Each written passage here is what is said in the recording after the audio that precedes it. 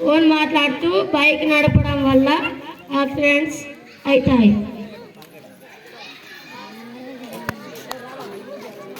ఓ పోడా ఖరే లేరా అడగలే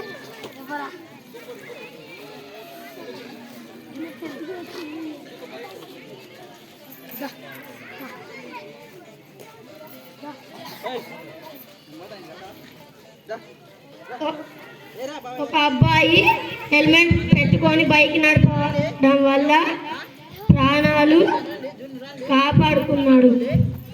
ఇంకొక అబ్బాయి హెల్మెట్ పెట్టుకోకుండా బైక్ నడపడం వల్ల ప్రాణాలు కోల్పోయాడు.